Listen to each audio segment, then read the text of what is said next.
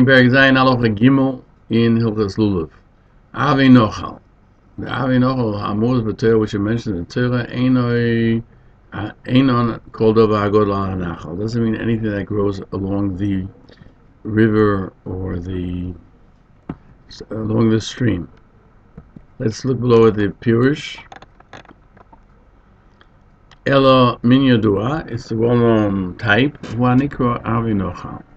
This is known as the willow of the stream. Ole Shaloi Moshev Kenachal, meaning because the leaf is long, it's a lengthy leaf, it's not round.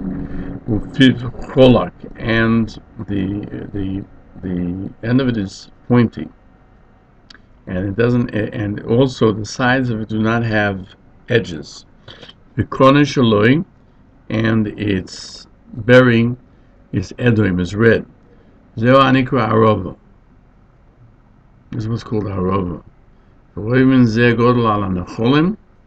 And most of them grow along the streams. Even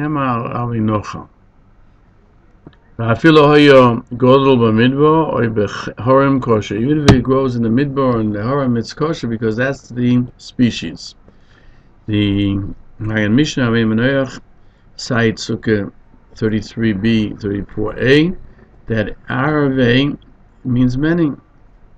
And Rabbeinu Menoach adds, it doesn't say Avi Mayim, it means if it grows in a field that you don't even water it and it doesn't go on water, it's kosher, because Nachal, that's said in the Torah, means without water, like in Bereshis, Vayechapu Avdi Yitzchak ben Nochal. And they were digging for a well. Obviously it wasn't in the middle of the stream. It means a deep place without water. In Mitzvorim it says that you have to drop its head off you have to bring it down to Nachal Eson. Unclus explains that it's a dry place that you can't even plant, so that one doesn't have water. We're learning Halacha Daled. There's a type that's similar to Arova, but it is roundish more than longish. Let's go to the Peirush. And the whole sides are like a saw, has points. And its shaft is not red. This is called tzaftzefo. The psula, that's possible. And there's a type of arova that it's not smooth, but it's not like a saw. They're not very sharp. You can see bumps. Very small, like a very small scythe that you cut wheat with. That's kosher. How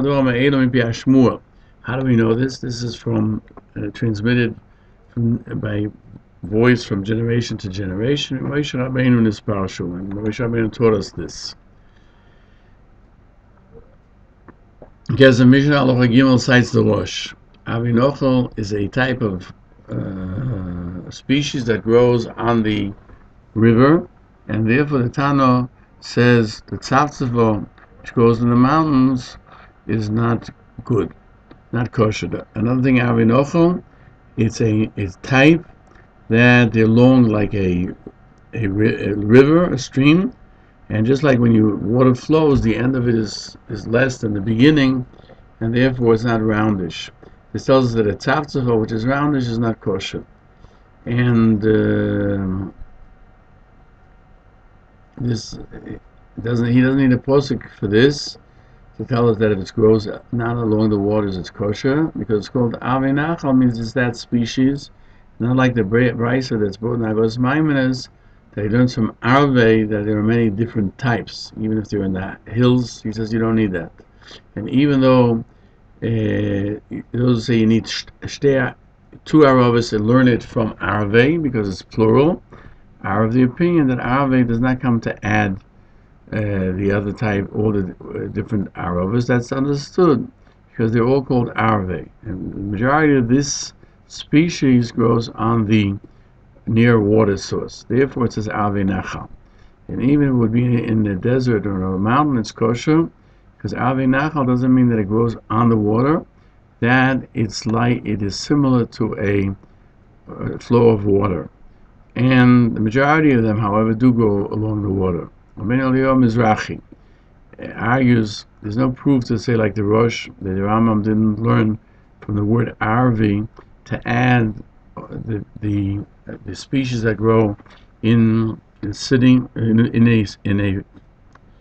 field or on the mountains. Because the Mishnah says the Rosh had a different text, the Rambam, therefore they're called Arvei Nachal.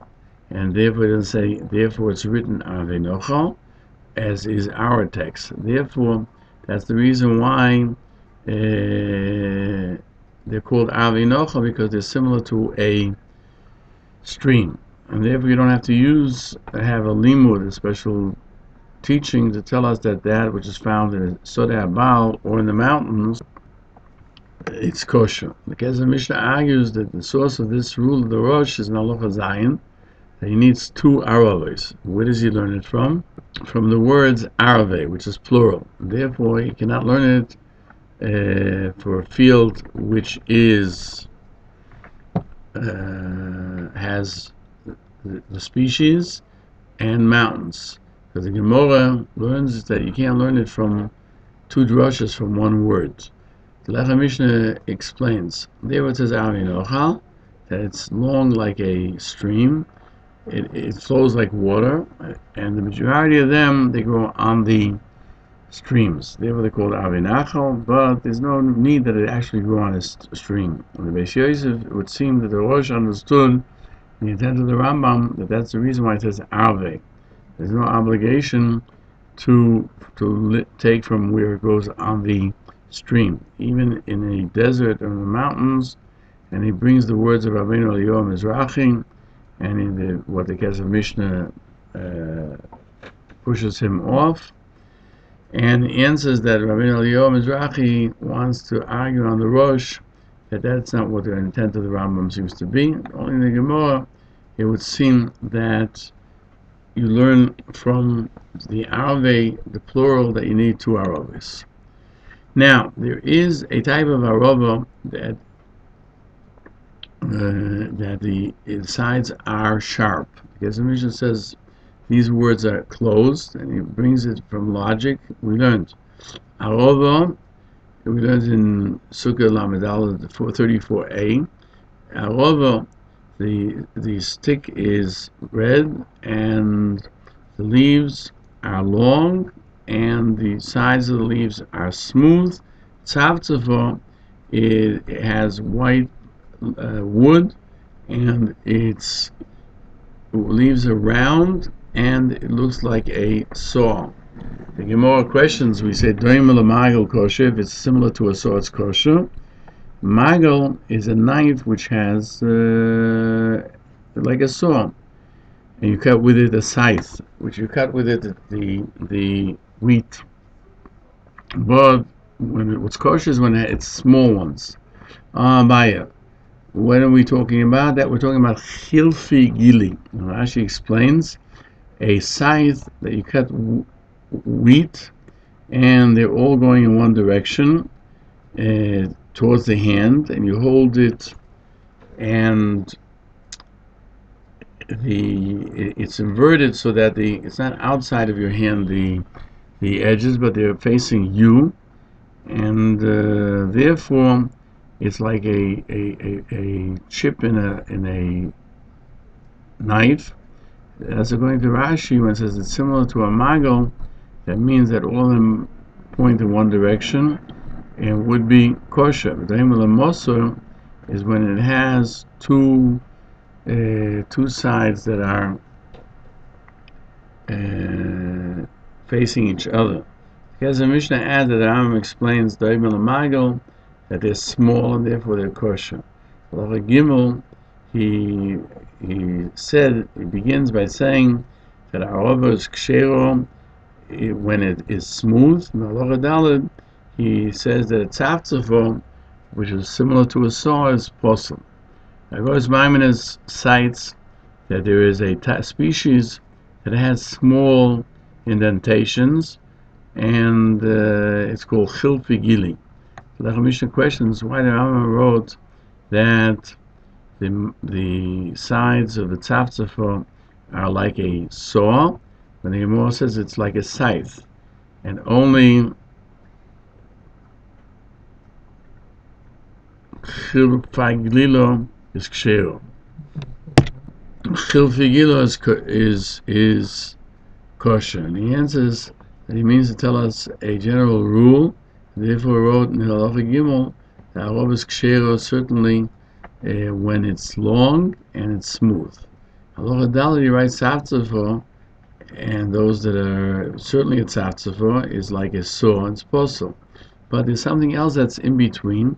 It's like a tzavtzava, and it's like an arov and it's kosher. Therefore, he says there is another type of willow that the edges are smooth and it's not like a saw, but it has small protrusions, it would be like a small scythe, and that's kosher. That's Chilif Figla. Shulchan Aruch in 647 says that Halacha is Avinochal, which says in the Torah is what's known, and it's long, it's lengthy like a water flow, and it's smooth, and the stick is red, and it usually grows on water. It was called Avinocha. Even if it was growing in a desert or in a mountain, it's kosher. The more adds, even the Beis Yosef, even if it's green, the stick is also kosher. And there's another one that's similar to an arava, but the leaves are round and its edges are like a saw, and its branch is not red. That's called tzavtzava. It's posel. The Mishnah Berurah explains that it's posel not Torah. It's not called arava. Avinochal is a certain species, and he concludes there is an arava that it's not smooth, but it's not a saw either. It has small bumps, and that's kosher. The Mishnah Berurah in Sifkot and Vov says the reason is that why is it called Avinochal? Because it grows there usually, and it was included. And all these are things that we have in Kabbalah and in verbal transmission from Moshe Rabbeinu. That all the four minim as to what they are, we knew anyway. The Gemara learned them from the Pasuk and told us how it's learned from the Pasuk. The beginning of the Rambam, when he explained the Peirush HaMeir, he, in Seder Zroim, the first section of the 6 sections, he explains how we receive Torah. He explains that all the explainers of the interpreters of the Torah is how we were taught by Moshe Rabbeinu. It was said in its generalities and in its particulars, and every aspect of it from Sinai. And there's no disagreement. We don't find anyone who disagrees what a esrog is. Somebody should say it's an esrog, and somebody should say it's a pomegranate or some other fruit. Nor do we find a disagreement. What eitz always is the myrtle, and what they disagree in the Gemara. How do I know that pre-eitz soda is an esrog? Is it because it lives in the tree for year to year, or because it tastes like the bark? They brought rayas according to their understanding, but it was known anyway, and they didn't find something new. We find without suffix from Yeshua till today that we knew what an esrog is with lulav, and every year there's no disagreement. But the hints that are written in the Torah, that's accepted from generation to generation. Also, the proof of Hodes is not because there was a doubt. Elo, this we know from the days of Moshe Rabbeinu and Yeshua till today, that they took a lulav, Hodes, arov, and esrog. These are the 4 meaning of the Torah, that it's 4 species that one has to take, and the disagreement in the Gemara is only how to see and find it in the Torah itself.